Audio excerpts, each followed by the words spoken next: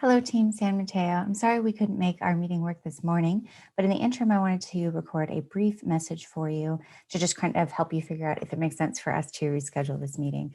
So first, I want to make sure you understand that I know that as County Office of Education, you guys are typically going to be kind of a research or a resource-oriented facilitator for districts, and that you guys are typically not making specific decisions about things that are going to be implemented unless we're talking about court and community schools or other areas that are within your purview.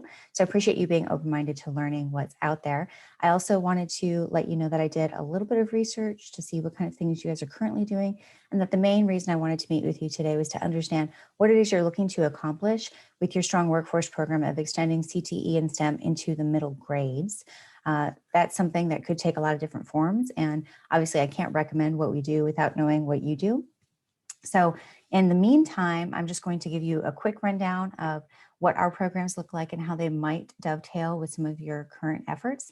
I also want to give you a couple of opportunities to join into a live stream or see a lab live and interact with students and teachers that are coming up here over the next few weeks. So I'm going to go ahead and share this presentation real quick.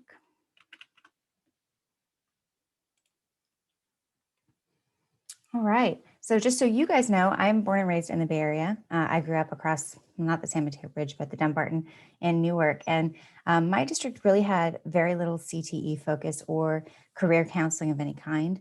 I started my own business when I was 16 and I took metal classes, and there really just wasn't a lot of encouragement or support. So I just want to let you know that I appreciate what you're doing and that you're trying to help your districts and schools figure out ways to expand options to students.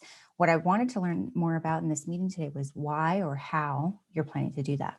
So when we talk about extending CTE and STEM pipelines into middle school, that could take a couple of different forms and have different motivations. Some that I guessed you might be looking to do are improving pathway completers, helping students make better choices, maybe having more of a pathway from 7th grade on through graduation, or looking to increase exposure to some of those very specific job opportunities that exist in the Bay Area. Now, I can tell that you guys work with Get Focused, Stay Focused, which I think is great. And what's wonderful is that our middle school, college, and career ready labs or career exploration curriculum is not mutually exclusive to Get Focused, Stay Focused. I actually think they're kind of the best of both worlds. It's like a, peanut butter and chocolate.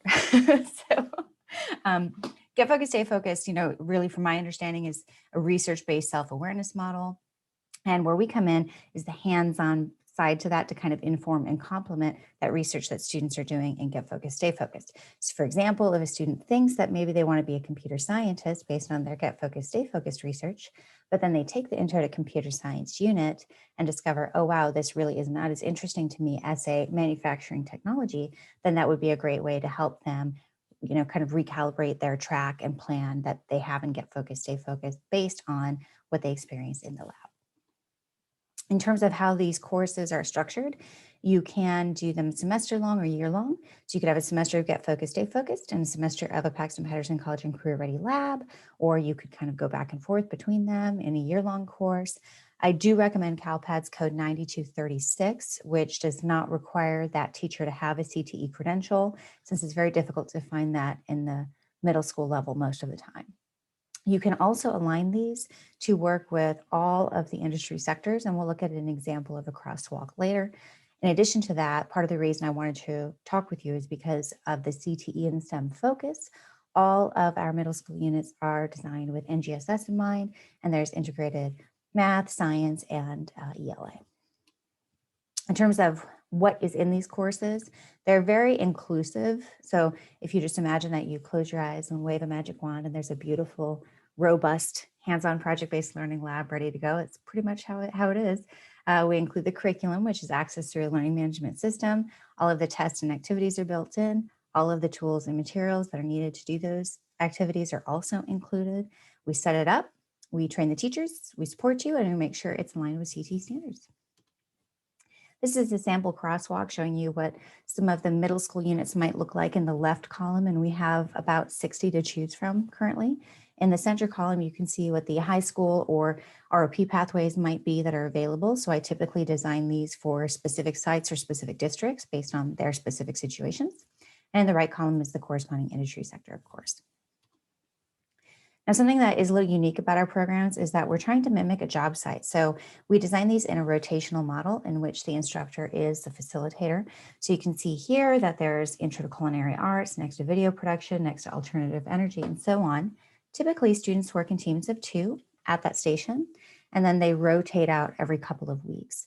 So this way, we're getting them to work independently and think on their own. There is a technique we recommend during teacher training called Ask 3 Before Me. So ask your partner, then ask 2 students that went through that unit before you. And if none of you can figure it out, then ask your teacher. It makes it easier for the teacher, but it also encourages them to problem solve and push through difficult things and kind of transition from asking, what do I do next every second, to figuring things out, since in the world of work, we certainly can't ask our superintendent what to do every 5 minutes, right?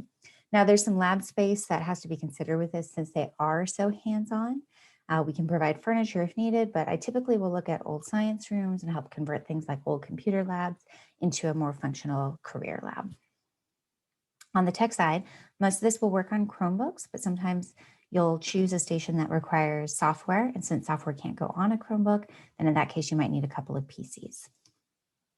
And then lastly, I just wanted to show you a few examples of what these units look like. And so in this case, Energy and Power is our small engines unit.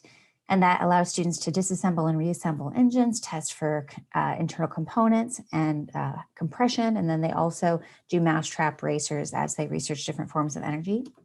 One of the really popular STEM units is alternative energy, which is a little bit different since they are looking at solar cell use, different forms of energy in terms of, waveforms and geothermal. And then they also use a hydrogen fuel cell car kit here that you see. They design and create turbines. So there's a lot going on in this particular unit.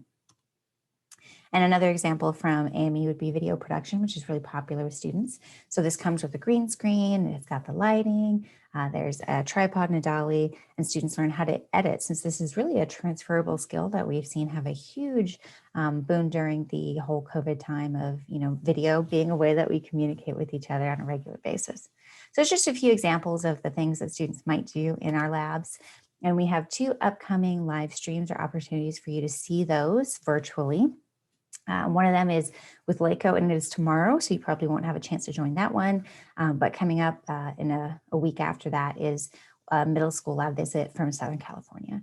So if these are things that you're curious about learning more, that's a great chance to check it out. I'll send you some more links and resources. But in the meantime, I appreciate that you were willing to meet. And if any of this information seems helpful to you, then perhaps we can reschedule and I can learn more about what you are hoping to accomplish and how we might help you achieve that. Thanks so much.